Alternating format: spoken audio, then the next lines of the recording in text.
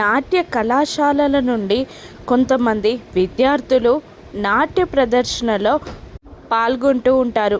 ఈ నాట్యంలో బాగా చేసిన వారికి ప్రభుత్వం తరపున అనుమతి వస్తుంది. నాట్యశాల అనుమతి పొందుతుంది.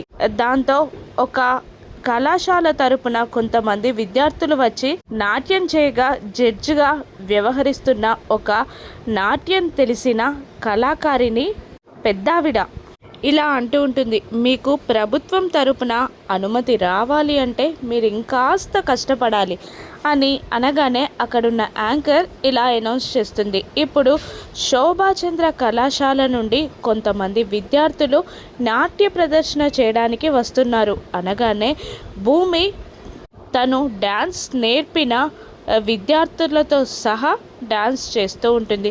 ఆ జడ్జిగా వ్యవహరిస్తున్న ఆవిడ భూమి నాట్యం చూసి చాలా సంతోషిస్తుంది. భూమి నాట్యం చూస్తుంటే శోభాచంద్ర నాట్యం చూసినట్టే అనిపిస్తూ ఉంటుంది. ఆవిడకి నాట్యం చేస్తున్నంతసేపు భూమినే కళ్ళార్పకుండా చూస్తూ చాలా మురిసిపోతూ ఉంటుంది.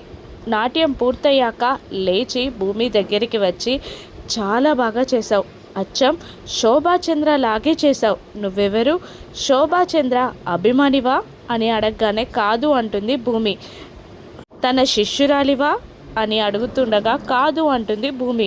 మరి శోభాకి నీకు సంబంధం ఏంటన్నట్టు చూస్తూ ఉంటుంది ఆవిడ. అప్పుడు నేను శోభాచంద్ర కూతుర్ని అని చెప్పగానే షాక్ అవుతుంది ఆవిడ. ఇంతకీ ఆవిడ ఎవరు, ఆవిడ వల్ల కథలో రానున్న మార్పులేంటి, శోభాచంద్రని చంపింది అపూర్వ అని దానికి సంబంధించిన సాక్ష్యాధారాలు ఏవైనా ఆవిడ దగ్గర ఉన్నాయా, ఆవిడ కథ ఏంటో రానున్న ఎపిసోడ్స్లో చూద్దాం. Thank you for watching.